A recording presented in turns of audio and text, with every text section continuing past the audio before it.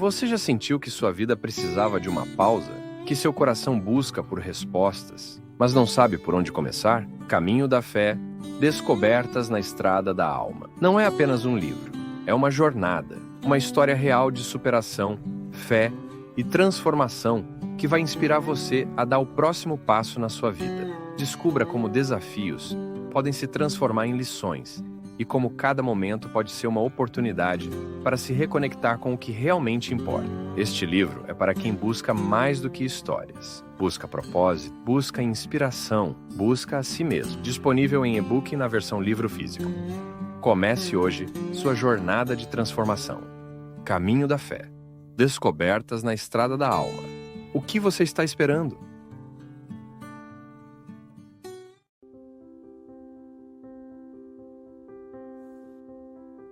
Por isso eu vos digo, não vivais preocupados com o que comer ou beber, quanto à vossa vida, nem com o que vestir, quanto ao vosso corpo. Afinal, a vida não é mais que o alimento, e o corpo mais que a roupa? Olhai os pássaros do céu, não semeiam, não colhem, nem guardam em celeiros. No entanto, vosso Pai Celeste os alimenta. Será que vós não valeis mais do que eles? Quem de vós pode, com sua preocupação, acrescentar um só dia à duração de sua vida? E por que ficar tão preocupados com a roupa? Olhai como crescem os lírios do campo. Não trabalham, nem fiam. No entanto, eu vos digo, nem Salomão, em toda a sua glória, jamais se vestiu como um só dentre eles. Ora, se Deus veste assim a erva do campo, que hoje está aí e amanhã será lançada ao fogo, não fará muito mais Ele por vós, gente de pouca fé. Portanto, não vivais preocupados dizendo, que vamos comer, que vamos beber, como nós vamos nos vestir? Os pagãos é que vivem procurando todas essas coisas. Vosso Pai que está nos céus sabe que precisais de tudo isso. Buscai em primeiro lugar o seu reino, a sua justiça, e todas essas coisas vos serão dadas por acréscimo. Portanto, não vos preocupeis com o dia de amanhã, pois o dia de amanhã terá a sua própria preocupação. A cada dia basta o seu mal. É tão interessante, minha gente, a gente perceber o acolhimento das ideias de Jesus ao coração da gente. Como se tivesse o poder de nos abraçar. Como se tivesse o poder de entrar no nosso coração e nos dar um alento, um significado. É assim que a gente precisa compreender a palavra. Como aquela que acolhe a nossa humanidade e nos empresta recursos para a gente ser melhor.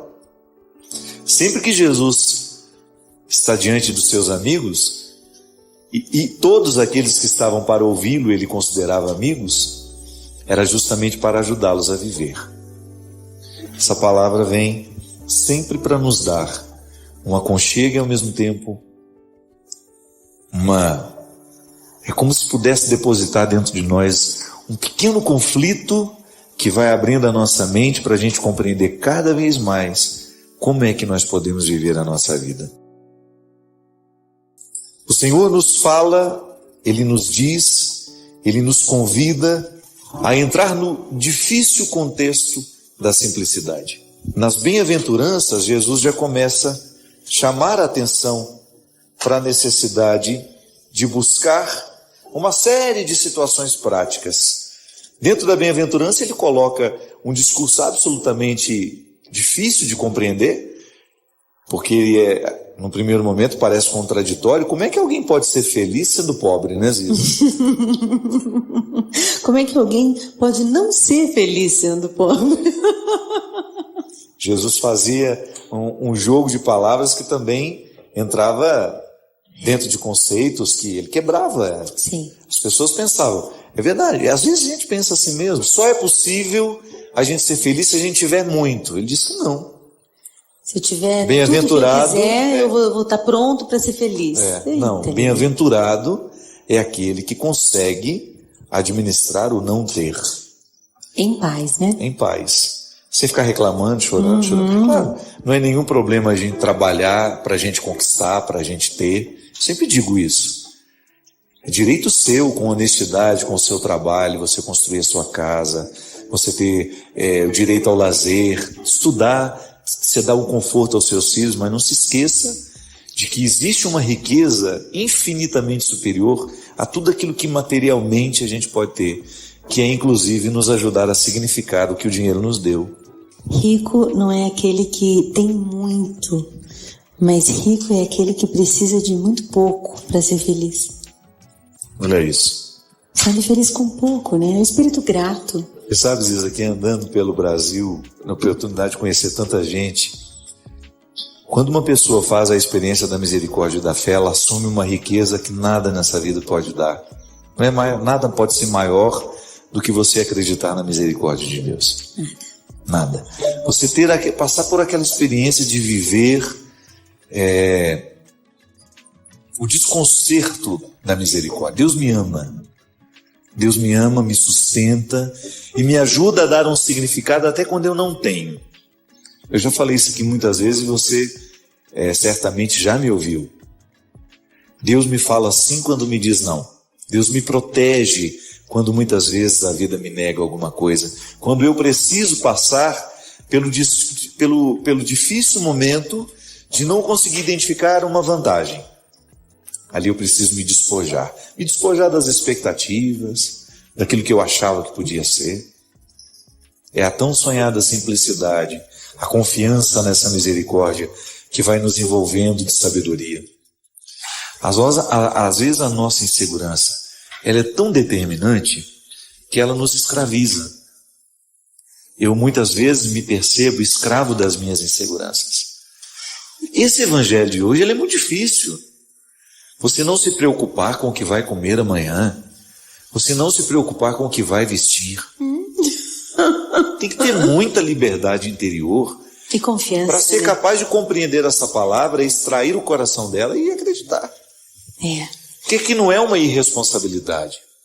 Que muita gente poderia pensar, mas isso é irresponsável, não é verdade? Ou às vezes... Eu não vou ficar preocupado com o que eu vou comer amanhã, não se trata de viver a irresponsabilidade. A despreocupação não é o desplanejamento, né? A gente pode planejar, mas não ser dependente de um cumprimento. Mas está livre e a disposição das mudanças que a vida exige, às vezes. Às vezes eu vejo me esforçando tanto para conquistar uma coisa simples que eu queria. Às vezes nem me custava tanto, ou não custava tanto para o fulano que podia fazer para mim. E aí não acontece. E aí tem uma coisa que precisa soltar dentro de mim, tem um apeguinho que precisa soltar, e nessas horas eu dou um salto dentro de mim, assim, na hora que solta esse apego, eu acho que a alma se solta, eu acho que a gente dá saltos de maturidade, eu acho que a gente dá saltos de amor, dá saltos de leveza, e você passa a ser muito mais livre, muito mais leve, menos orgulhoso, na verdade, né? Porque você passa a entender e a compreender quando uma pessoa erra ou quando ela se é pegada com uma coisa e a pessoa vai lá e sei lá, de repente comete uma ação que te prejudica e você precisa soltar aquele erro, soltar aquela... Falando de mágoa mesmo, porque que é uma mágoa, né? É um apego a uma coisa que não foi do jeito que eu queria, né? Justamente. Não foi do jeito que eu queria, eu fico aquilo anos e anos e anos, eu não peço perdão, fulano tem que pedir primeiro. E também esse é um tipo de peso, né? É um tipo de riqueza negativa, né? A simplicidade será sempre um caminho muito difícil de ser alcançado. Porque a gente precisa, como a Ziza dizia, a gente precisa ter muita coragem para abrir mão dos nossos excessos, né? Os simples são sempre corajosos. Acho que os simples são sempre corajosos, porque ele é quase um revolucionário, né? O simples, ele se atreve a ser ele mesmo de um jeito... sereno, interno, porque é uma luta travada interna primeiro. Acho que uma escolha pela simplicidade é uma escolha de liberdade poderosa interior, porque já nada te seduz ao ponto de te dominar e te fazer perder seus princípios mais sagrados, mais importantes. É por isso que eu acho que as pessoas simples realmente, eu não digo simples de simplicidade material, eu digo de simplicidade da alma mesmo. Isso. Eu tive uma pregação que mexeu muito comigo. Engraçado, né? Eu fiz a pregação e, no entanto, eu saí de lá muito modificado, que eu fiz lá na Serra da Piedade. O evangelho naquele dia era um convite justamente ao despojamento material. E eu falava na minha reflexão que antes de nós termos coragem de tirar uma roupa que sobra no guarda-roupa da gente, parece que a gente precisou ter retirado algumas coisas de dentro da gente. Não é verdade? O despojamento material é uma consequência natural de quem consegue viver o despojamento da alma. Se a intenção é funda, ela precisa ter raiz funda, né? Às vezes a gente precisa de uma ação que venha de fora para dentro até educar o que está dentro. Às vezes eu tenho, sei lá, uma blusa, eu quero dar para alguém. Quando eu vou dar para alguém, eu sinto aquela dorzinha, aquele contorcimento interior. Assim, eu não queria dar. É porque você ainda acha que um dia pode usar, né? Aquelas mentiras que a gente conta. E aquela pergunta, o que significa eu ter isso? Que raiz tem isso? Que valor tem isso? O que é isso? Quem eu seria sem isso? Quem eu me torno sem isso? E é uma pergunta libertadora, né? E é tão bom. Eu acho que a simplicidade é construída de desapegos, assim. E desapegos secretos é um trabalho tão interior, muito secreto, muito pessoal, muito particular. E é libertador. Eu acho a maior oração de libertação que pode existir é essa, assim, da gente ser livre da gente mesmo, como Santa Teresa dizia. Talvez você que nos acompanha em casa já tenha se feito isso. É uma pergunta que a gente não deveria negligenciar. Por que eu tenho isso? O que eu tenho está a serviço de quê? Que eu preciso ter isso, né? Justamente. Está a serviço de uma necessidade ou isso está a serviço de uma vaidade? Sim. Que não tem fundamento. Às vezes a necessidade ela é alimentada por uma mentira que nós nos contamos uma vida inteira. Por que eu preciso ter essa casa tão grande? Por que eu preciso ter tantos carros? Por que eu preciso ter tanto dinheiro no banco? Ou por que eu preciso precisar, né? Às vezes a gente inventa necessidades, né? E é engraçado que a gente constrói mentiras tão bem elaboradas que você passa 30, 40 anos da sua vida trabalhando para a manutenção daquelas mentiras. Então a gente trabalha muito porque a gente acha que a gente vai precisar de todo aquele dinheiro, que a gente vai precisar de toda aquela estrutura material que a gente criou, quando na verdade, se a gente tivesse sido honestos e responsáveis com essa pergunta, talvez a gente não tivesse desperdiçado tanto tempo na vida. Não é que a gente não teria trabalhado, é que a gente talvez teria trabalhado um pouco menos e apreciado um pouco mais o que a vida nos deu. Às vezes eu fico vendo, Ziza, que na vida espiritual muitas pessoas não crescem por causa justamente da coragem de sondar as questões humanas que pesam. Porque às vezes nós queremos tratar as questões espirituais sem tocar as questões humanas. Não tem jeito. Eu quero ficar mais santo sem deixar de ser ciumento. Não tem jeito. Não é verdade? Eu quero ficar mais próximo de Deus, eu quero ter uma alma mais pura, mas eu não quero abrir mão das mágoas, das picuinhas que eu cultivo no meu dia a dia, com meu irmão tal, com minha esposa, com meu esposo. A gente vai criando uma teia extremamente desfavorável à vida espiritual da gente, depois a gente quer ser espiritualizado. Você assistiu a Missão? Daquele gravado na Argentina? Isso. Sim, há bastante tempo. Tem uma cena que eu gosto muito, que aquele rapaz que comete um crime, que se impõe um fardo. E o fardo dele é físico, né? Ele se coloca uma penitência de carregar uma coisa enorme nas costas, que ele vai arrastando aquilo ao longo da vida. E numa maneira de expurgar o pecado, ele então colocou-se esse sacrifício. É que ele foi muito tempo na vida dele, até o momento em que ele está subindo uma cachoeira, naquele momento de muita dificuldade, e que ele é colocado diante de um limite. Ou ele joga aquele fardo fora, ou ele não consegue chegar até o fim. Senão ele iria cair. Ele estava sem forças para o próprio corpo, muito mais ainda para um corpo era uma espécie de uma mochila enorme que ele carregava, um monte de tralha pesada, que era uma maneira que ele tinha publicamente de demonstrar que era um pecador. E é muito bonita a cena, porque alguém olha para ele e fala: meu amigo, ou você joga isso fora, ou você não chega até o fim. Meu Deus. E a cena é lindíssima, porque ele vai tendo coragem de soltar o fardo das costas, e aí ele olha para baixo, aquilo caindo, aí ele se agarra na pedra e chora como se fosse um menino mesmo que tivesse conseguido viver uma libertação. Ou melhor, como tivesse recebido uma consciência nova, enfim. É o que acontece com a gente toda vez que nós temos coragem de julgar fora os excessos que nos impedem chegar ao alto da montanha. A vida espiritual é feita desse fio que vai tecendo uma tela imensa de humanidade, né?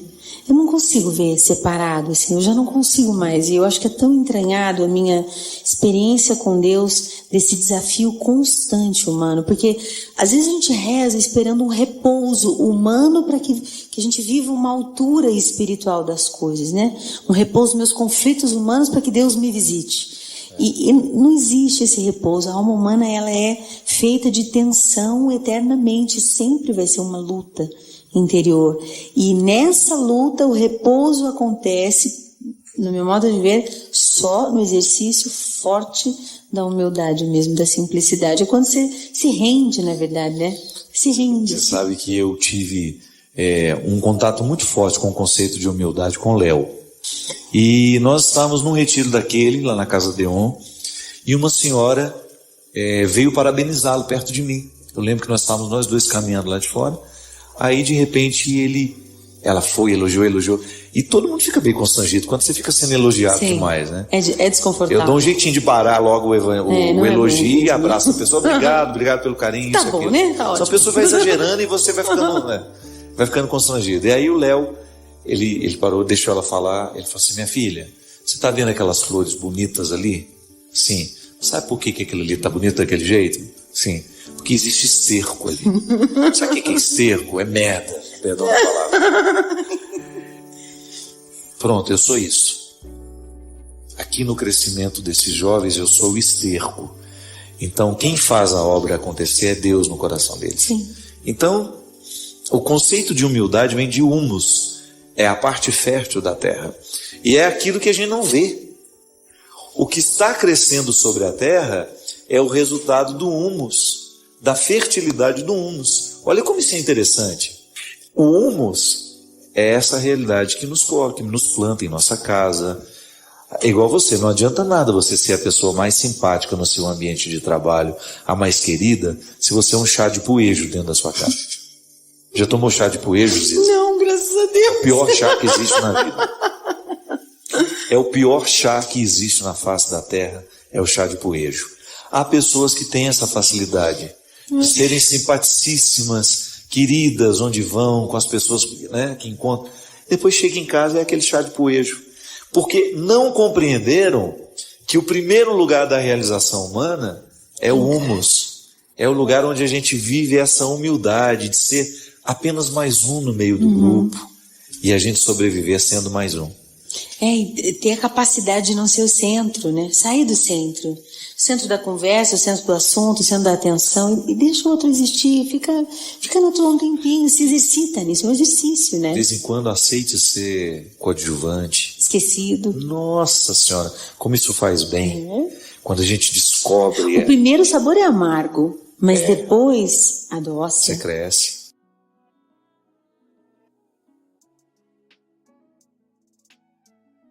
A maneira como vai cicatrizar dentro de nós depende do trabalho que nós precisamos ter para que aquilo aconteça. Então, o cortezinho do meu pulso, eu não precisei fazer nada. Só lavei com água e sabão para não infeccionar. E a carne já está recuperada, já criou casquinha, daqui a pouco cai e eu nem vou lembrar que isso aqui aconteceu. Se tivesse sido um corte um pouco mais profundo, eu teria que ter tido um pouco mais de cuidado. E se fosse um corte cirúrgico, mais profundo ainda, maior teria de ser o meu cuidado. Dona Raimunda, perder um filho, um neto assassinado, eu acredito que tenha sido para a senhora como sofrer uma grande invasão cirúrgica. É como receber um corte que precisa de muitos cuidados. E como é que a gente cuida de um corte desse, Dona Raimunda? Primeiro, a gente tendo essa presença de Deus na nossa vida, por mais revoltada que a senhora fique, e é natural que essa revolta aconteça no primeiro momento, mas o simples fato da senhora colocar-se diante de Deus, sabe, sem dizer nada. Senhor, eu estou aqui, eu não tenho o que dizer, o senhor sabe muito bem como eu estou chateada com o senhor, porque eu acreditava que o senhor deveria ter evitado isso. Volto ao início do programa. Às vezes, na nossa visão infantil, nós achamos que Deus estará aí impedindo todos os males de acontecer. E não é bem assim. A proteção de Deus acontece na nossa vida, sim. Mas, infelizmente, Deus fica limitado quando o outro que está vivendo ao nosso lado não está comprometido com o bem. É por isso, minha gente, que a conversão, ela não é apenas uma dimensão pessoal. Não adianta você rezar pela sua conversão pessoal. Somente. Você tem de rezar sempre em comunidade, a comunhão dos santos.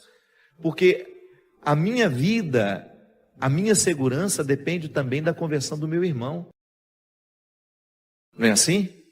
Se eu sei que aquele meu irmão está convertido, vivendo uma vida em Deus, eu sei que ele não oferece.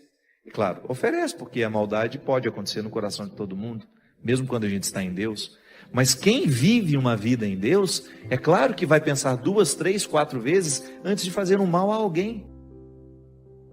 Então a maldade está presente no mundo.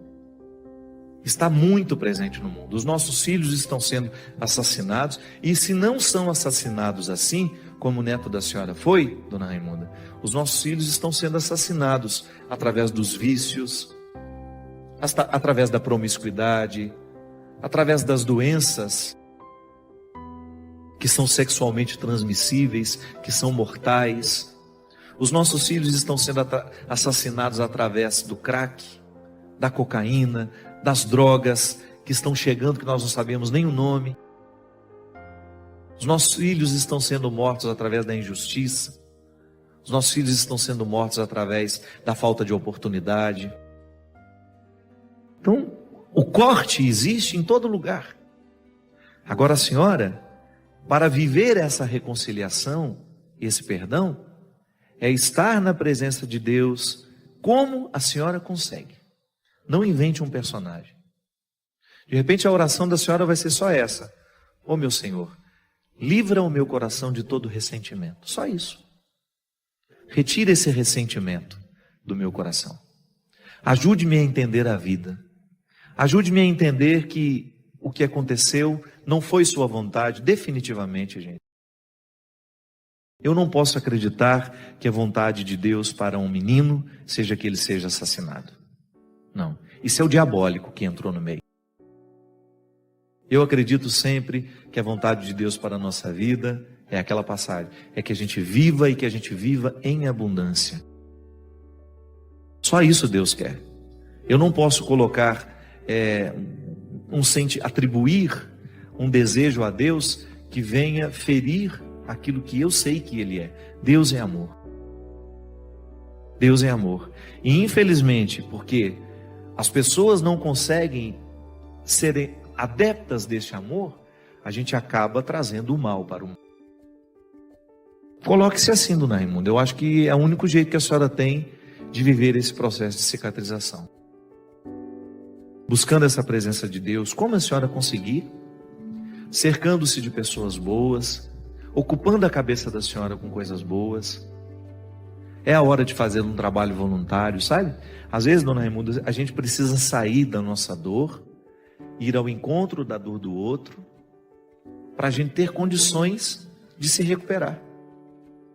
Às vezes, muitos pais encontram consolo assim.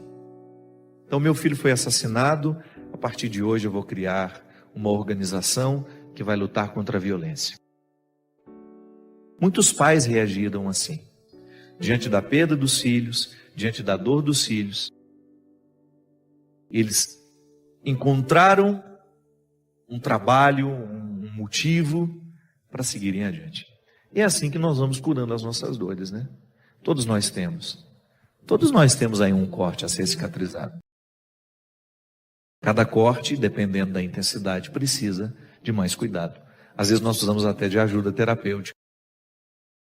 Precisamos de um médico, precisamos de um psicólogo, de um psiquiatra, dependendo do caso.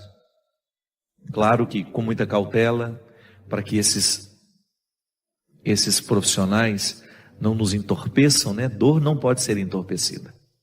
Às vezes um medicamento é necessário durante um tempo da nossa vida para nos equilibrar, porque a dor é química também. Mas a gente não pode permitir que a gente agora vá tratar as nossas tristezas somente com medicamento. Não. Tem que ter atitude. Atitude conta muito mais que qualquer outro medicamento. O medicamento pode até nos ajudar no momento em que a gente não tem nenhuma estrutura para tomar uma atitude.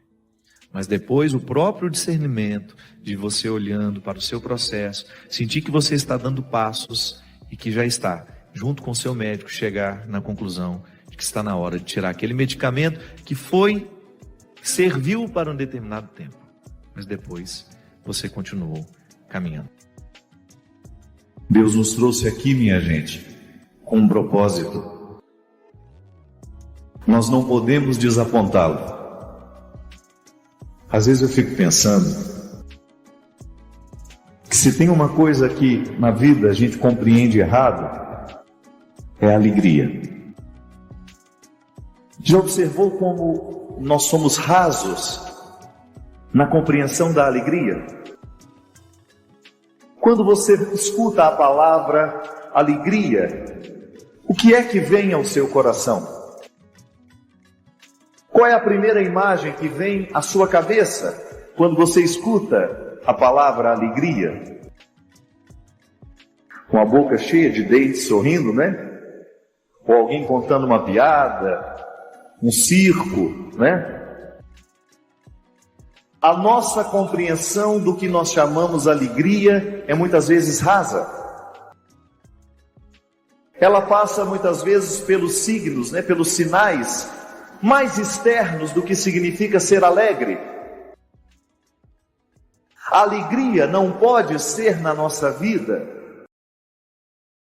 apenas um fator externo. É uma realidade humana que nos toca todos os dias, ou porque nós sentimos, ou porque nós estamos vendo alguém sentir, ou porque nós desejaríamos sentir, ou porque nos é ausente. O que é a alegria? O que é esse sentimento ou essa atitude que faz com que a gente seja capaz de encarar a vida, de encarar o nosso dia, de levantar todos os dias e dar um jeito na existência e organizar aquilo que faz parte da nossa vida, mesmo que nós tenhamos problemas, mesmo que nós tenhamos dificuldade?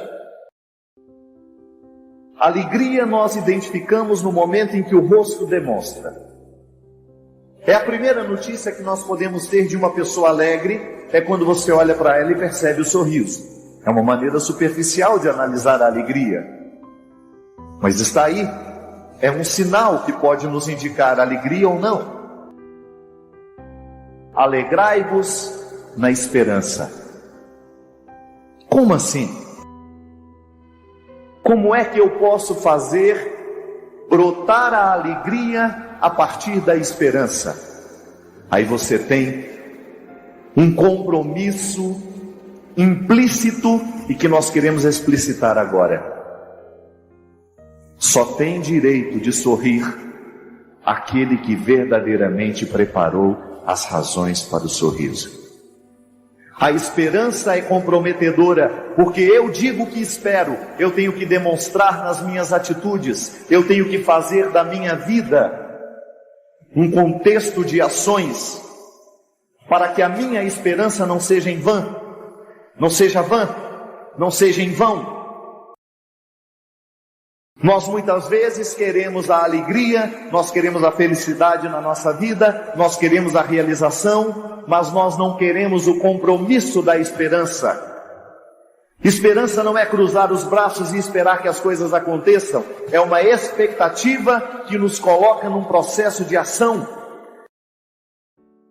Isso é concreto, isso é cidadania. Vejam bem, as catástrofes que nós estamos vivendo nos dias de hoje, cada dia é uma coisa que acontece, minha gente. Muda a notícia, mas o sofrimento continua lá. São muitos os lugares em que a dor humana está acontecendo. Aí diante da tragédia, o que nós podemos fazer? Como é que nós podemos ajudar a reconstruir a alegria daqueles que estão destruídos? Pela esperança. Devolvendo a esperança. Mas como é que essa esperança pode ser devolvida? Através de atitudes concretas. Alguma coisa precisa ser feita, porque senão a esperança ela é vã. Ela não toca, ela não acontece, ela não nos convence. A esperança, minha gente, é uma construção. Assim como nós precisamos lançar alicerces para que a casa não caia, a gente precisa tomar cuidado de todas as ferragens, de todo o material que está sendo usado para que essa construção continue de pé. Mas se nós quisermos a alegria sem os comprometimentos da esperança, nós vamos ficar desiludidos. Ter a mente e o coração em Cristo Jesus é a gente estar atento a tudo aquilo que a gente precisa fazer para que o que a gente espera possa verdadeiramente se concretizar na nossa vida. Quanta tristeza vem morar dentro de nós, impedindo a chegada das alegrias, justamente porque a gente não soube esperar do jeito certo. A gente esperou de braços cruzados. A nossa petição, a nossa oração, tudo aquilo que nós pedimos a Deus, precisa estar aqui, conjugada na história, a partir de ações. Eu peço a Deus que me conceda a sua graça, que nunca é cessada, mas eu tenho que fazer a minha parte nessa história. É a minha luta, é a sua luta. Quando alguém nos mostra uma realidade ruim, mas não nos propõe uma solução, isso vira um inferno na nossa vida. Mas quando alguém nos aponta uma fragilidade do nosso comportamento, do nosso jeito de ser, e nos coloca numa perspectiva de que alguma coisa pode ser feita, aí nós estamos diante do céu. Nós temos o direito de esperar pela alegria, sim, porque a gente não parou de lutar. Não parou de lutar. Esse é o segredo dos campeões. Esse é o segredo daqueles que ultrapassam o primeiro lugar. Eles não param de lutar, eles não desistem. A alegria vai embora da nossa vida porque nos falta o compromisso com a esperança. Nós vamos deixando de fazer a nossa parte. Nós vamos abrindo mão das responsabilidades que são nossas, que ninguém pode fazer por nós. Nós não vamos buscando a alegria nossa de cada dia. Nós não vamos construindo, a partir do nosso esforço, da nossa luta, a parte que só nós podemos realizar dentro do nosso processo, minha gente. Nós não podemos mais continuar abrindo mão daquilo que só nós podemos fazer. Eu falo daquela satisfação que você tem de deitar a cabeça no seu travesseiro todas as noites e você saber que você combateu o bom combate. Você foi o ser humano que você poderia ter sido. Você não deixou de fora nenhum aspecto importante. Você não abriu mão de construir a esperança que lhe dará direito ao sorriso mais tarde. Nós somos tão cruéis na abordagem que nós fazemos sobre nós. Somos também cruéis com as abordagens que nós fazemos sobre os outros. Aliás, como nós erramos nessas visões que temos uns dos outros. A gente facilmente se apressa em julgar, em dizer que o outro é assim assado. Não sabemos nada. O que eu vejo do outro é um fenômeno. É fenomenologia, é aquilo que se manifesta diante de mim. Mas aquilo que o outro se manifesta é tão pouco do que ele é. Às vezes aquilo que eu estou conseguindo ver é o contrário do que ele é. Porque às vezes uma pessoa está sendo agressiva porque ela precisa ser amada, e eu acho que ela é a pior pessoa do mundo porque ela é agressiva. Mas no fundo é uma pessoa que precisa ser amada. Então o que eu vejo não corresponde à verdade. O que eu vejo é apenas um equívoco, um deslize dela em não saber pedir o que ela precisa. Sim, quantas vezes eu peço afeto da pior forma, sendo agressivo, ciumento, possessivo. Seria tão mais honesto, né, eu dizer, olha, eu estou tão necessitado de ajuda, e o outro interpretaria do jeito certo o que eu estou pedindo para ele. Mas às vezes eu chego aos gritos, rejeitando, mandando embora, quando na verdade eu quero que fique, que me ame, que esteja comigo. Então quando eu não sou honesto com o que eu sou, eu prejudico o outro me perceber. Mas eu erro comigo quando eu tenho uma visão distorcida de mim, quando eu me interpreto muito pior do que eu sou. E é interessante que uma pessoa que é pessimista em relação a si, a primeira coisa que ela expulsa dela é a possibilidade dela ser amada por Deus. Ela tem muita dificuldade de acreditar que Deus a ama, e muito menos que Deus a habita. Pensar isso, né? Eu sou um sacrário. As pessoas vão à igreja, elas reverenciam aquele sacrário que está ali, porque a Sagrada Comunhão está ali, a Sagrada Eucaristia está ali. Mas eu passo pelo meu irmão e me esqueço que ele também é um sacrário vivo, ambulante.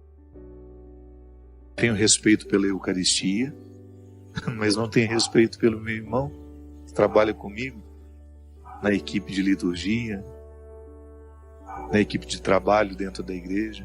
Não tenho reverência pelo ser humano que foi me atender na loja, ou não tive reverência pelo cliente que eu fui atender na loja em que eu trabalho. Que cristianismo é esse que me faz ficar prostrado diante da hóstia consagrada, mas não me leva a estender a mão a um irmão que está do meu lado? Que cristianismo é esse que não me ensina que o respeito pela Sagrada Eucaristia também precisa se desdobrar pelo respeito que eu tenho com as pessoas que convivem comigo?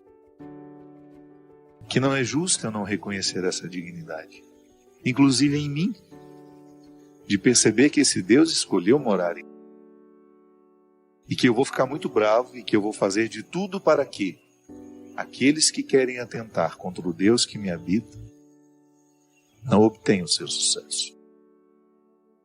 Eu não quero a profanação do outro, da mesma forma como eu não quero profanar ninguém. Não quero profanar a sacralidade do outro, e não quero que o outro profane a minha sacralidade. Por isso zelarei para que as pessoas que têm acesso a mim deem os seus primeiros passos na minha direção, sabendo que sou um homem sagrado. Mesmo que eu não fosse padre, eu sou um homem sagrado, desde menino. E porque ainda sou padre, tenho uma responsabilidade maior em zelar por essa sacralidade, que é um dom que Deus me deu. É um dom que eu guardo, que eu cuido todos os dias. E estou cada vez mais atento àquilo que pode ser um atentado à minha sacralidade. Não posso, não tenho direito. Sabe por quê? Porque eu mereço viver isso. Não é porque é uma obrigação que eu reconheço diante de Deus. Não, é um direito. Eu tenho feito de tudo para que aqueles que são evangelizados pelas minhas palavras descubram isso. É um direito que você tem sentir-se sagrado e viver como tal. Pensar-se como sagrado. Sentir-se como sagrado. Agir como sagrado. Porque essa sacralidade, ela é irrenunciável. São Paulo já fala numa das suas cartas: os dons de Deus são irrevogáveis. Ele não muda de ideia. Eu derramei sacralidade sobre aquela pessoa, mas ela está vivendo uma vida muito promíscua, vou retirar. Não. Essa vida de promiscuidade pode até fazê-la esquecer que ela é sagrada, mas nunca retira dela a condição de sagrada. Nem melhor, nem pior que ninguém. Apenas você. Com as suas diferenças, com a sua idiosincrasia, com tudo aquilo que é próprio do seu jeito, próprio da sua personalidade, do seu temperamento. Você é você. E é esse ser que Deus ama. Mesmo que eu não ame, Deus ama. Mesmo que eu tenha dificuldades, Deus não tem dificuldade com as suas criaturas. Você pode até ter com Ele, mas Ele não tem com você. Por isso que é tão simples a conversão. Nós podemos até complicar quando falamos dela, mas conversão é você, num primeiro momento, reconhecer que Deus não tem dificuldade com você. É você que tem com ele. E que, portanto, quando você sabe que ele não tem dificuldades com você, você fica mais livre diante dele. Não é assim que acontece quando você fica livre diante de um amigo? Não é muito mais fácil você corrigir uma postura que lhe faz mal, que lhe retira do direito de viver melhor a vida? Quando você tem um amigo que olha para você, sem dificuldades com você, sem dificuldades com aquele seu jeito. Eu tenho muito mais facilidade de mudar uma conduta a partir de um amigo que não tem dificuldade com os defeitos que eu tenho. Ah, mas eu vou me acomodar porque ele não tem dificuldade com o meu defeito? Não. Mas aos poucos ele vai me contagiando com a oportunidade de modificar as peças do tabuleiro e fazer um jogo mais favorável a mim. Em última instância, minha gente, o viver bem consiste em você julgar bem o jogo da vida, articulando as situações, as pessoas, as oportunidades, tudo aquilo que compõe a sua ambiência existencial. É o exercício de todo dia, voltar a si. Essa música fala do abraço do pai, de um filho que viveu distante, que gastou todos os seus bens e que depois, movido pela certeza de que o pai não tem dificuldades com ele se sente livre para retornar. Porque se ele pensasse que o pai tinha dificuldades com ele não voltaria. Ele pararia nesse medo. Por isso que nós erramos muito como líderes religiosos, quando até bem intencionados, com desejo de ressaltar o pecado e isso e aquilo, a gente coloca no outro essa mentalidade de que Deus tem dificuldade com ele. Quando eu coloco em alguém essa convicção de que ele está muito ruim e de que Deus tem dificuldade com ele, eu estou dificultando essa reaproximação. O que eu prego, o que eu vivo, tudo aquilo que eu faço como padre, precisa ser marcado por essa oportunidade que eu tenho de gratuitamente oferecer ao outro o dom mais precioso que é. Quando eu digo que o amor não pode ser conciliado com sossego, eu digo isso a partir da vida que nós vivemos. Uma mãe, por exemplo, porque ama um filho, ela não tem mais sossego na vida. Sempre que nós amamos, toda vez que nós estamos no exercício de amar, nós estamos na experiência do desassossego. E isso não é ruim. Isso não é ruim. O desassossego, ele faz parte da vida. E ele não nega o amor. O estar desassossegado não é ruim. A impermanência, minha gente, a insegurança, elas são situações que acompanham toda relação amorosa. Nós temos medo de perder os outros, faz parte da vida. Isso é humano. Você não contradiz a Sagrada Escritura porque você compreende o amor que você sente provocando em você insegurança.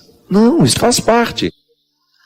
Por mais que seja sólido o vínculo, volto a dizer, nós temos medo de perder quem nós amamos.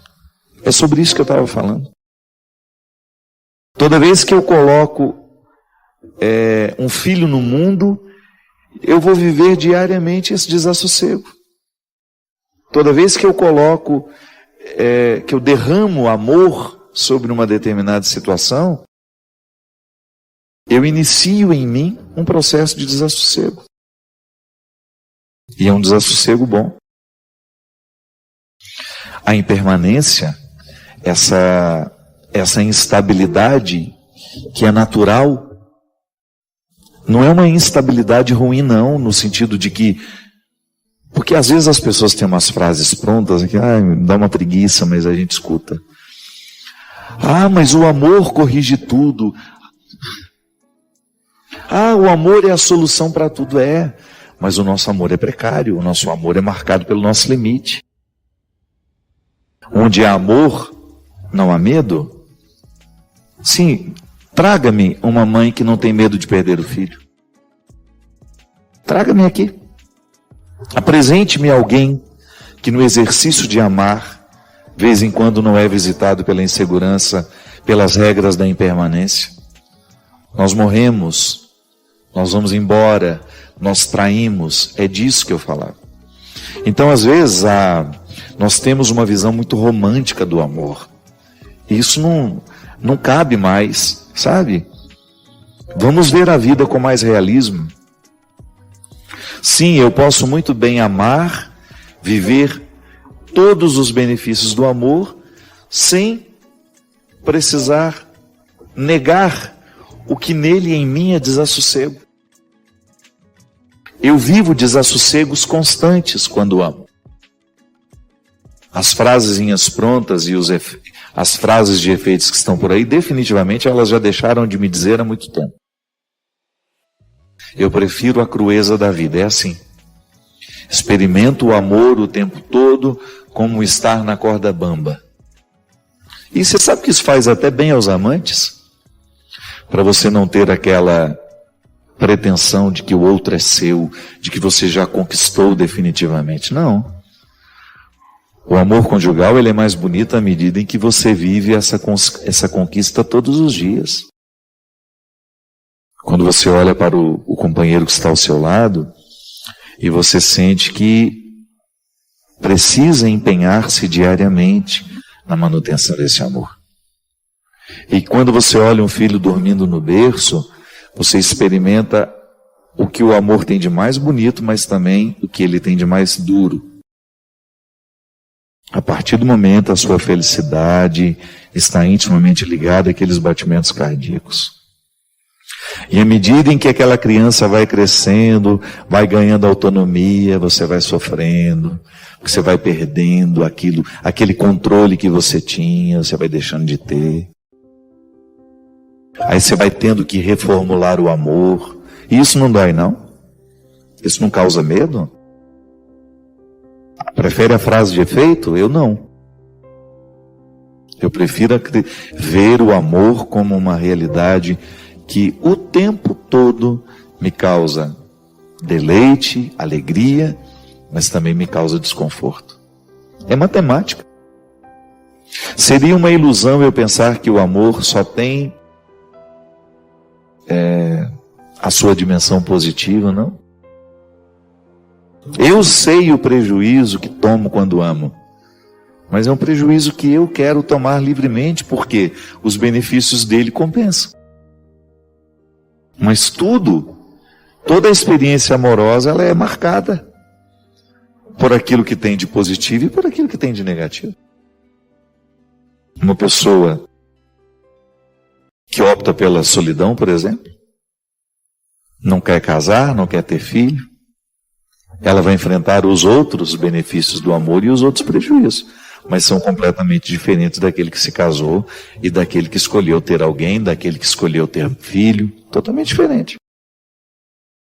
Então, as visões românticas não nos impeçam de perceber a realidade. Que às vezes nós temos uma leitura muito romântica da vida. E um pouco de realismo faz bem. Não é nenhum problema eu pensar o amor como vantagem, mas também como prejuízo. E eu quero, sabe? Essa instabilidade é o amor. A instabilidade faz parte do amor. Amar dói. E se você for honesto, você vai ver que amar dói. Amor traz paz, amor traz, mas também traz desassossego. Não veja somente a visão romântica, não. Porque senão você vai passar uma vida inteira achando que ama. Quando na verdade a gente só experimenta o amor quando nós passamos pelo crivo da dor. Eu desejo que você, nas suas lutas, você tenha sempre o direito e a possibilidade de retirar os seus excessos. para você ver diante dos seus olhos a sua verdade fundamental. Sem exageros, só você. E a partir disso, você reencontrar o caminho da vida. Obrigado pelo seu carinho, pela sua atenção. E que Deus abençoe muito você. Que Deus derrame sobre o seu coração, sobre a sua casa, sobre a sua vida, a disposição que caracterizou o coração de Nossa Senhora. Para que, exemplo dela, a gente também possa ser um cristão de verdade, levando sempre Jesus no colo, para apresentá-lo àqueles que ainda não o conhecem. Padre, eu tive muitas perdas na minha vida. Perdas muito importantes que ainda hoje me fazem sofrer. E eu gostaria de aprender a lidar com elas. Quero aprender a lidar com o sofrimento que todas essas perdas já me causaram. Como faço? Diana, não existe uma receita mágica, né? Para nada nessa vida. O fato é que o tempo todo nós perdemos. E a sabedoria, a vida, ela pode ser melhor, mais saudável, à medida em que nós aprendemos a perder. É interessante, né? Porque todo mundo nos ensina que a gente tem que ganhar, né? Eu tenho que ser o melhor nisso, tenho que ser o melhor naquilo. Mas ninguém nos ensina a se desprender daquilo que a vida já nos deu. É uma coisa estranha, né? Parece que a gente quer que tudo seja eterno. Eu me lembro que eu li um livro que me modificou muito, chama Perdas Necessárias. Até fiz uma música depois com esse título. E a autora, ela falava justamente disso, que a primeira parte do livro fala do inevitável processo de você deixar de ser quem você é. A criança cresce, ela deixa de ser a criança que era para tornar-se um adolescente. Existe uma perda nisso, porque ela perde a atenção dos pais, não que ela vai deixar de ser amada, mas ela perde aquela atenção, né, que era extremamente volumosa. Era uma atenção cheia de volume, porque aquela criança precisava de toda aquela atenção. À medida que a gente vai crescendo, a gente vai ganhando autonomia e naturalmente a gente vai perdendo aquela atenção e vai ganhando outras formas de atenção. Mas a criança precisa organizar isso dentro dela. Depois da adolescência para a vida jovem também temos perdas. E depois da vida jovem para a vida adulta, mais perdas. Da vida adulta para a velhice, mais perdas. Então a gente vive perdendo. Só que no avesso dessas perdas existem ganhos. Mas que só podem ser vistos e identificados se a gente tiver sabido perder. Se eu soube perder, é natural que eu vou ter condições de encontrar os ganhos que nasceram daquilo que eu perdi. Então eu não sou mais a criança que eu era, eu não tenho mais a atenção que eu tinha, mas hoje eu ganhei autonomia. E é bom a gente ter autonomia. É bom a gente ter condições de cuidar da gente mesmo. E depois, no final da vida, você volta às necessidades da criança. Estranho isso, né? Você vai ter necessidades muito parecidas com as de uma criança. Ou até mesmo no momento, por exemplo, você vai ter uma invalidez temporária. Você fez uma cirurgia, você perdeu a destreza, você perdeu a possibilidade de cuidar de você mesmo, e você terá de ser cuidado por uma outra pessoa. Não é brincadeira, não.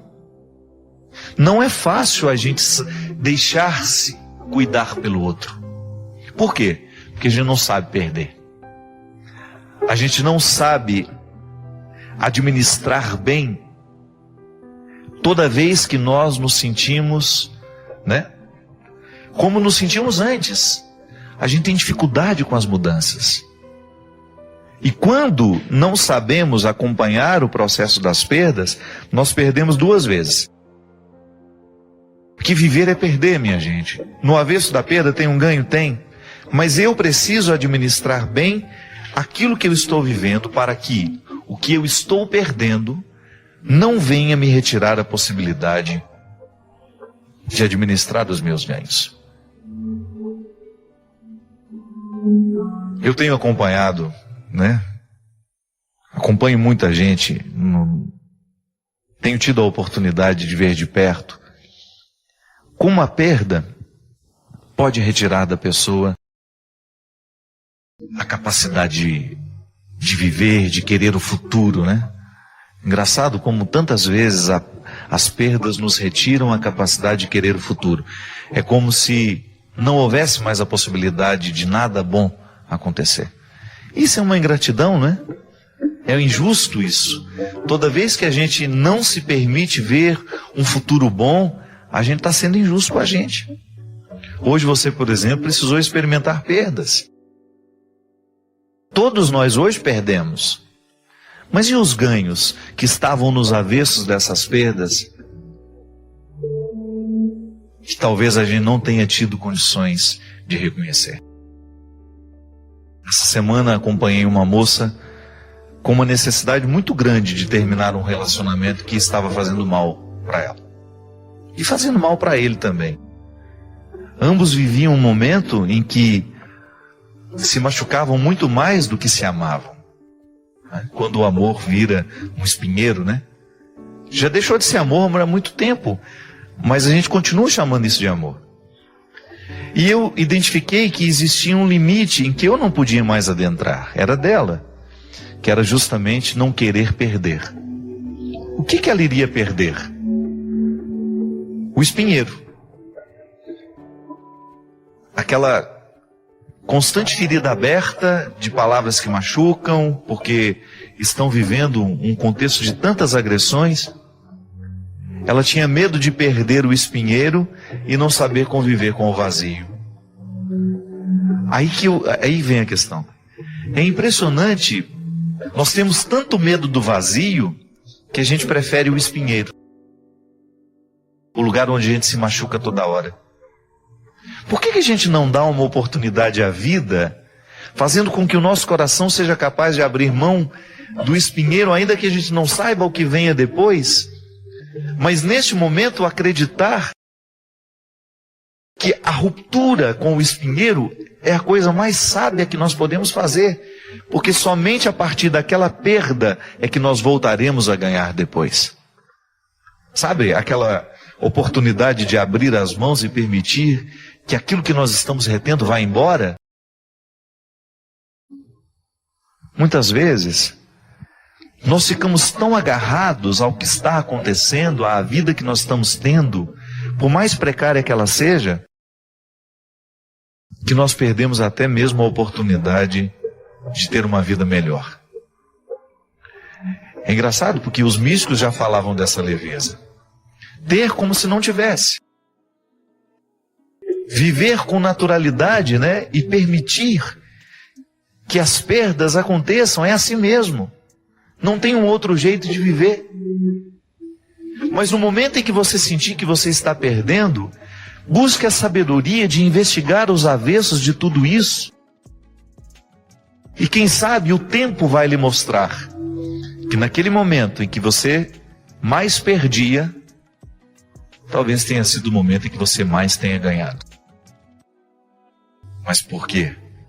Você estava tão obcecado em não querer perder, você acabou perdendo a oportunidade de ganhar do jeito certo. Esse desprendimento, minha gente, o Evangelho pode nos ensinar. À medida que nós fazemos uma experiência verdadeira de Jesus, Ele nos coloca nessa sabedoria. Sabe, isso é ser pobre.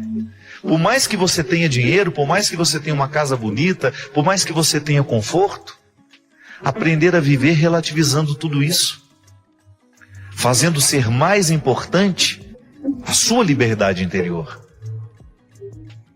De você ter muitas coisas na vida, mas você saber viver relativizando tudo que você tem. É como relativizar o sucesso que foi alcançado. Absolutamente necessário para que você não fique deprimido depois que esse sucesso passar. Quando você, depois de tudo que você viver, de repente você cair no esquecimento, você não ser mais lembrado pelos seus chefes, você não ser mais lembrado pelos seus amigos, mas você se fazer valer. Por quê? Porque você construiu a sua história antes de qualquer coisa, a partir do que você sabe, do que você construiu, do que você é. Tudo mais é relativo. Não é fácil, eu sei. Mas a gente precisa diariamente voltar nessa questão. Hoje eu perdi, mas no avesso do que eu perdi eu ganhei. E ganhando e perdendo eu sou quem sou. Posso perder tudo na vida, mas não perco quem eu sou. Não perco o ser humano que precisou chorar de madrugada num dia quando a vida me era difícil. Não perco aquilo que Deus me fez no momento da minha luta, no momento da minha miséria. Esse dom é o mais precioso que nós podemos ter. A gente sabe que na nossa vida, o desafio constante de se manter sem desistir é bravo, não é brincadeira. É mais fácil desistir. Continuar, perseverar, custa caro muitas vezes para nós. E eu sempre digo que o grande perigo na vida é quando a gente não percebe que está desistindo. Essa é a desistência perigosa. É a desistência velada. É aquela que a gente corre o risco de fazer sem perceber que está fazendo. Hoje você vê as pessoas muito indispostas a terem de passar por sacrifícios, por lutas, né? Porque a gente tem sido semeado por essa mentalidade, a felicidade como uma mágica, ou até mesmo a oposição da felicidade com o sofrimento, né? Como se o sofrimento fosse uma oposição à felicidade. Quando, na verdade, o sofrimento tem toda uma dimensão terapêutica que, quando bem vivida, quando bem vivido ele é capaz de provocar grandes transformações para que a gente nunca mais, para que a gente avance tanto, para que a gente nunca mais se reconheça naquele primeiro momento quando o sofrimento nos alcançou. Tamanho é o poder transformador que o sofrimento tem. E se você começa a entregar os pontos, se você começa a desistir, daqui a pouco você não tem mais condições de vencer. Por quê? Acostumou-se com a desistência, acostumou a perder. Foi abrindo mão de coisas preciosas, de situações preciosas, de pessoas preciosas, de realidades preciosas, porque não estava atento com o jogo que estava acontecendo. Não permita que esse pessimismo fique tomando conta de você. Assim como o atleta precisa descobrir os recursos para ele chegar no pódio, na nossa vida é do mesmo jeito. Qual que é o pódio a que nós precisamos chegar? É a realização humana. Sabe, de você jogar fora todos os pensamentos que não valem a pena, né? Tudo aquilo que ao longo do dia foi desagradável. Para isso a gente reza, para isso a gente tem de meditar, para isso a gente faz silêncio. E essa é a presença de Deus na nossa vida, para fazer com que cada vez mais nós estejamos puros. Eu gosto dessa expressão do Salmo. Fazei o meu coração ser puro, dai-me um coração puro. O que é ter um coração puro? É ter uma cabeça que está repleta de coisas puras, boas. Não vou deitar levando as minhas mágoas, os meus ressentimentos. Meu Deus do céu, como a gente se agride nesses momentos, não é? Como a gente perde uma boa noite de sono porque a gente levou os lixos que julgaram sobre nós, as fofocas que fizeram sobre nós, os comentários maldosos que fizeram sobre nós, ou até mesmo ocupamos o momento do descanso da noite para ficar alimentando essa bobageira toda. Não. E às vezes a gente vai fazendo escolhas, a gente vai julgando de um jeito que a gente não percebe que está perdendo. Aí de repente quando você nota, o déficit já é muito grande, o prejuízo já é muito grande. Aí você olha para trás e diz, aquela velha frase, meu Deus do céu, o que eu fiz da minha vida? Por que eu tratei aquela pessoa daquele jeito? Por que eu não fui mais próximo? Por que eu não trabalhei menos? Ou por que eu não trabalhei mais? Por que eu não me dediquei mais a mim? Aos meus projetos? Por que eu não fui capaz de me amar um pouco mais? E assim, consequentemente, eu ter condições de amar um pouco melhor os que estavam ao meu redor? Por que eu não tive disposição de lidar com aquele defeito tão horroroso que eu tinha e que hoje está muito pior do que naquele tempo da juventude? Por que eu não tive coragem de ser verdadeiro comigo, com as pessoas que estão ao meu redor? Por que eu não olhei de frente para o meu limite, para a minha limitação? Minha gente, mais cedo ou mais tarde, nós vamos nos fazer essa cobrança. Muitas vezes a gente não tem tempo de saborear o que de fato a gente pode na vida. Porque a gente vai vivendo um processo pessimista em tudo. Então você começa a fazer do pessimismo o seu óculos. Veja bem, quando eu coloco o meu pessimismo diante de tudo que eu vejo, tudo eu vou interpretar assim: eu não vou dar conta, eu não posso, eu não sei. E às vezes isso a gente arrasta, a gente permite que do temperamento tome conta de nós. Mas temperamento tem que ser trabalhado. Fico pensando, nas dificuldades que cada um de nós passamos. Quanto sofrimento você já enfrentou? Quantas coisas foram difíceis para você? Momentos dolorosos que você precisou enfrentar?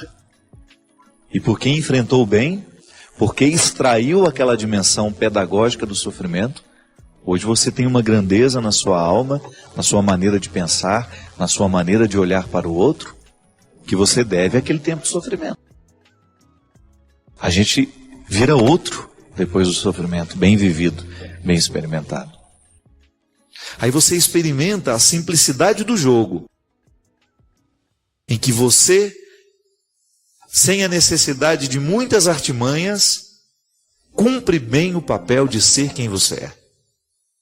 Às vezes isso faz falta para mim e sei que isso faz falta para você também.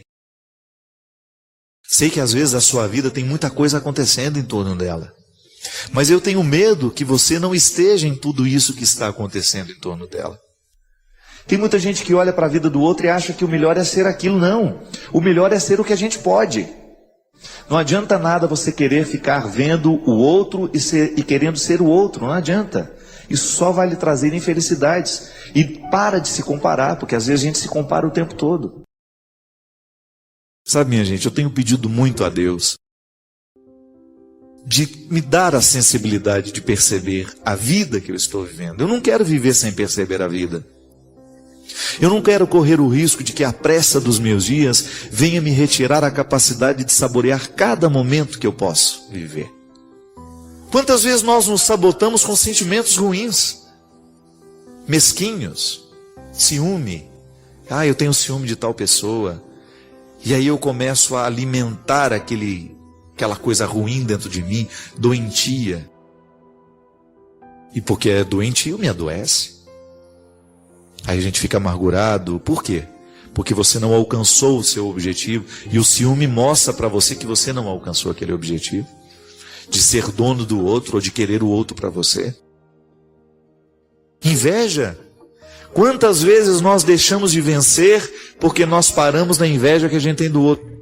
De nada vale eu proclamar que Jesus é vitorioso, que Jesus está ressuscitado, se eu não buscar a minha parcela de ressurreição a cada dia, a cada instante.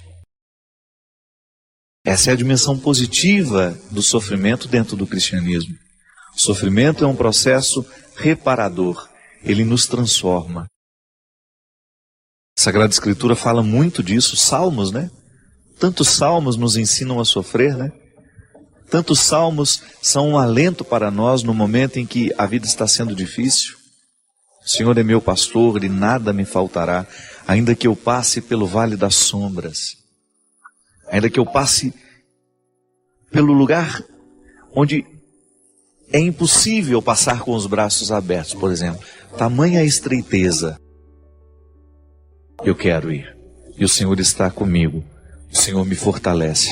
Você não pode se sabotar, você não tem o direito de viver se sabotando. É impressionante como às vezes o processo da sabotagem, ele é inconsciente. Tem gente que se autodestrói sem saber que está fazendo isso. Os vícios, se você for pensar, o que é o vício na vida de uma pessoa? Está se sabotando. Se eu acendo um cigarro, que eu sei que está cheio de substâncias nocivas a mim, e eu jogo aquela fumaça tóxica para dentro do meu organismo. Quantas pessoas com câncer? Por quê? Porque se alimentaram mal. porque não fizeram a coisa certa, porque permitiram que o estresse fosse muito maior do que deveria ser, porque é inevitável, é claro que a gente se estressa. Mas quando você eleva o estresse a níveis muito altos, quando você não cria o seu espaço para o seu descanso, para a sua reflexão, para a sua parada, você corre o risco de estar alimentando doenças. Sabotagens, minha gente, que nós vamos fazendo. O álcool. Quantas famílias sendo destruídas pelo álcool do pai, ou da mãe, ou de um irmão. Alguém na família que está sendo sabotado pela droga. Coragem. Queira a saúde. Queira a vida saudável. Porque Deus presente no nosso coração nos motiva a isso. A gente fazer com que cada vez mais as nossas escolhas sejam pela vida. Eu quero viver. Eu quero ter coragem. Eu quero ter esperança. Eu quero ter fé. E a minha decisão pela vida, pela coragem, pela fé, vai influenciar aqui dentro da nossa casa. Vai influenciar o jeito como nós estamos nos alimentando, o jeito como nós estamos vivendo, o jeito como nós estamos nos tratando. Porque isso é evangelho, minha gente. Isso é conversão. É a gente fazer a opção pela vida. Para isso nós frequentamos a missa, para isso nós vamos ao culto, para isso nós queremos a palavra de Deus, para isso nós rezamos. É para que a gente tenha um coração puro. É para que a gente tenha atitudes coerentes com a vida que Deus quer para cada um de nós. Muitas vezes nós temos a ilusão de que amar uma pessoa é você agradá-la o tempo todo. Não. Na verdade, a gente só firma no amor que a gente sente a partir do momento que a gente tem o poder de desagradar também, né?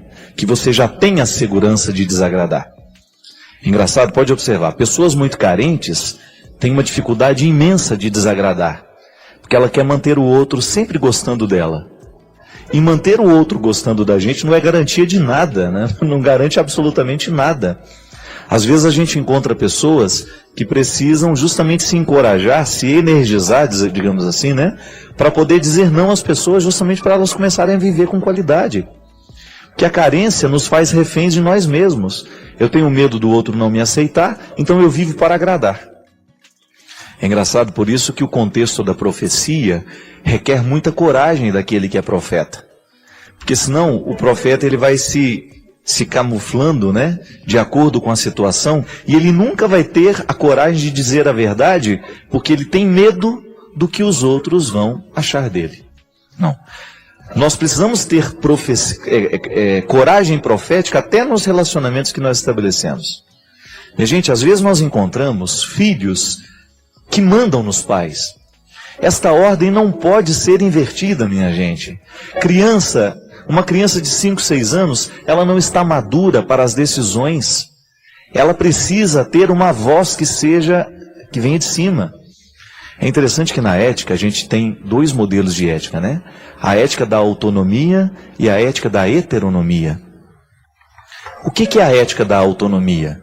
É quando eu comando as minhas regras. Eu já tenho domínio sobre os meus valores, eu já tenho uma autonomia para decidir. A heteronomia é quando a regra vem de fora, eu preciso escutar o que o outro está dizendo, o que ele me aconselha, para que eu possa agir. A gente precisa se equilibrar também nas duas. Eu não posso ter a minha ética pessoal e viver a partir dela somente, como eu também não posso viver somente do que os outros me mandam fazer. A maturidade consiste em nós vivermos o equilíbrio dessas duas éticas. Eu tenho autonomia, mas também tenho espaço para a heteronomia. Isso é, eu escuto o que o outro também tem a me dizer. Eu sou capaz de respeitar a regra do outro também. É uma regra que vem de fora, que para mim tem valor também. Veja bem que a educação ela passa o tempo todo. Uma criança de 5, 6 anos, ela ainda não tem autonomia para decidir muita coisa. Ela já tem, é claro, ela se exerce em pequenas autonomias. Ela escolhe o brinquedo que ela quer brincar, ela escolhe isso. Coisas que você sabe que o seu filho precisa saber escolher, deixe que ele escolha. É até bonitinho, né? Ver a criança tomando gosto pelas cores. Eu me lembro que era uma tristeza lá em casa. O meu pai mandava cortar o cabelo de todo mundo igual. E era uma tristeza que tinha um corte chamado meia cabeleira. Já ouviu falar nisso? Era uma das coisas mais feias que podia existir na vida, né? Que era tudo suruca aqui, ó. E aí ficava só aquele topete, assim, meia cabeleira, parecia o corte do exército, né? E eu já era meio assim, enjoadinho desde pequenininho, né? Quando via o meu cabelo dos meus irmãos daquele jeito, eu já me ficava ameaçado. E eu consegui convencer o meu pai a deixar o meu cabelo do jeito que era. Eu até tenho umas fotos assim, eu tinha um cabelinho de cuia. Horroroso também, mas eu gostava, né? Parecia que tinha colocado uma cuia na minha cabeça e feito aquele negócio assim. É igual o cabelo do Maurinho, filho do Eros. Belezinha, um capacetezinho assim. Maurinho é lindo. E eu me recordo que naquele, igualzinho do China, do meu antigo diretor aqui, tá lá em Portugal. Quando eu fiz essa experiência de convencer o meu pai a deixar o meu cabelo como eu queria, eu me recordo que eu me senti, né, valorizado. Pode ter certeza que naquele momento o meu processo de autonomia começou a se fortalecer dentro de mim. Diferente de uma criança que é mandada o tempo todo. Há crianças que não têm o direito de escolher a cor que gosta. Também eu me lembro que tinha sobretudo os gêmeos, né? É uma coisa mais triste que tem, aqueles gêmeos vestidos iguais, né? A gente saía, tinha uns amiguinhos gêmeos, aquilo despersonaliza, né? Porque fica tudo igual, né? E é uma das coisas que pode ofender dois irmãos gêmeos, é isso, né? Nossa, você tá tudo igual, né? Não somos iguais. Mas gente, são pessoas diferentes. Mas a gente tinha mania de vestir tudo igualzinho, aquela coisa. Pode observar que depois, quando vai entrando no processo da autonomia, a própria criança rejeita, não quer mais a roupa que a mãe escolhe. Claro, tudo isso tem limite, mas é bom você perceber que a criança vai se exercitando e crescendo nessas vontades. Agora, pelo amor de Deus, quando você percebe que o seu filho está querendo escolher o que ele ainda não está preparado para escolher, e você permite, você está permitindo uma agressão moral nessa criança. Porque uma coisa é a gente agredir o nosso filho com o nosso tapa, né? Isso todo mundo vê, isso dá até cadeia. Outra coisa é você agredir o seu filho do ponto de vista moral. Como é que eu agrido o meu filho do ponto de vista moral? Quando eu, por exemplo, estabeleço uma discussão de adultos na frente de criança. Quando eu trato de assuntos que fazem parte do contexto da vida adulta, diante de uma criança, eu estou agredindo do ponto de vista moral. Então veja bem que a agressão, ela atinge a alma, ela atinge o espírito, ela atinge a vontade. Não é só o corpo que é agredido. E hoje, minha gente, é impressionante o quanto cresce a violência física e a violência moral com as nossas crianças. Quando você percebe que a vida está deixando de ser infantil. As crianças estão deixando de ser infantis. E eu tenho uma implicância de criança adulta, sabe aquela criança que quer participar de conversa de adulto? Eu não gosto disso não. E tem gente que acha bonitinho, né? Eu não acho bonitinho. Não acho interessante que uma criança de 4 anos tenha comportamento de adulto e que fique querendo dar palpite na conversa de adulto. Não. Criança é criança. E nós precisamos saber respeitar essas fases da vida, porque senão daqui a pouco nós seremos agressores. E eu me recordei que no meu livro, Quem Me Roubou de Mim, eu trato uma história justamente a partir desta agressão que uma criança sofre no momento em que ela não é corrigida. Porque depois ela volta com uma agressividade para os pais e os pais não sabem mais o que fazer. Uma outra história, uma outra mulher, que eu já tinha falado de uma outra história aqui. Nessa mulher não existiam marcas de violência. O que havia era uma expressão de cansaço num rosto que parecia ter envelhecido antes do tempo. O rosto é o retrato da história vivida. Nela o sofrimento não nasceu de agressões de um marido que não soube amar, mas de um filho que aos 9 anos de idade assumiu o comando da casa. Um filho sem limites, agressivo e totalmente arredio a qualquer forma de regra.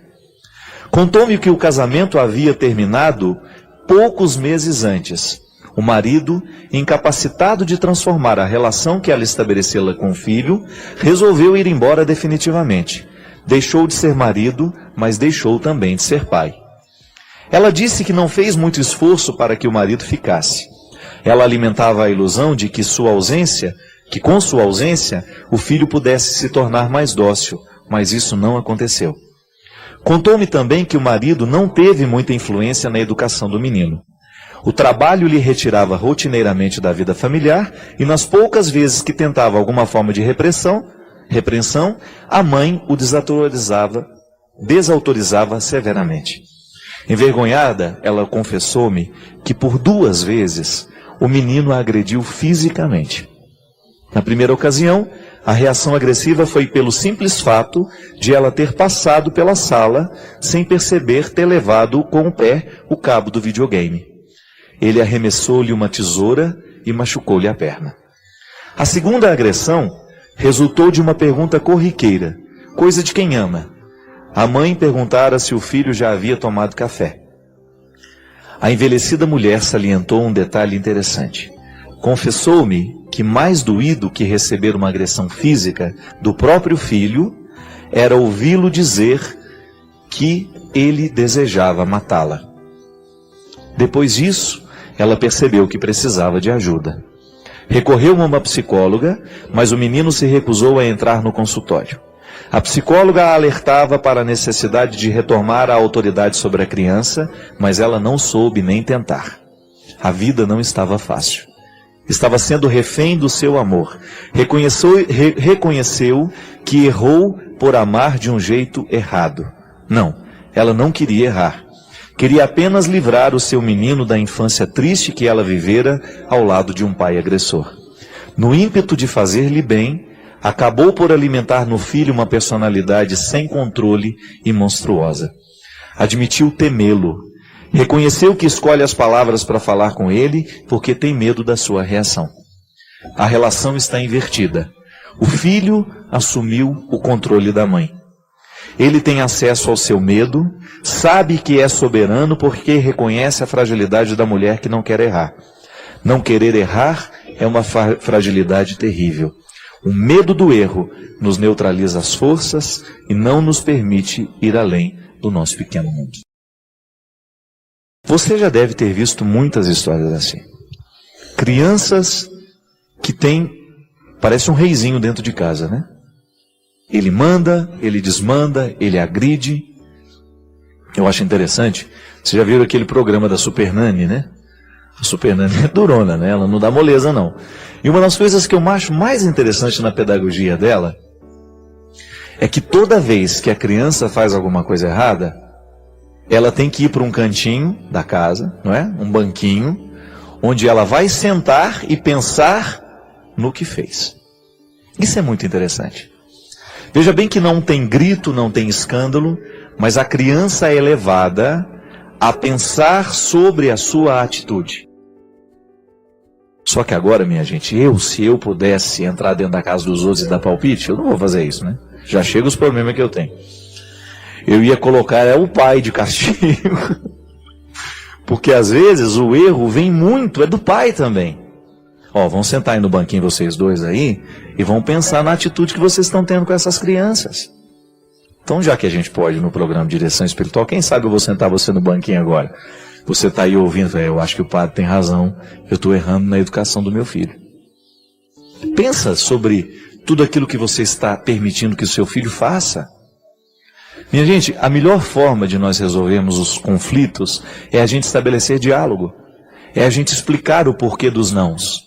Não é só dizer não. Você diz o não e dá o motivo do não. Não é não pelo não. Há uma razão, há um motivo fundamentando a restrição. Nós não podemos pensar que um ser humano vai dar certo somente a partir de permissões. Você sabe muito bem que esta educação permissiva, ela não permite o amadurecimento das pessoas.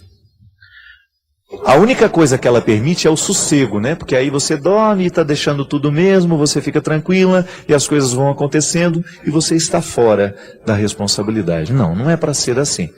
Definitivamente, ninguém lhe obrigou a colocar um filho no mundo e a partir do momento que você o colocou, é responsabilidade sua comandar o processo. Comandar este processo é o absolutamente necessário para que você tenha condições de pelo menos deitar a sua cabeça no travesseiro e dormir tranquilo. Porque é este comando que você precisa fazer, É esta rédea que você precisa ter na mão que vai lhe dar tranquilidade. E diga sim, e diga não.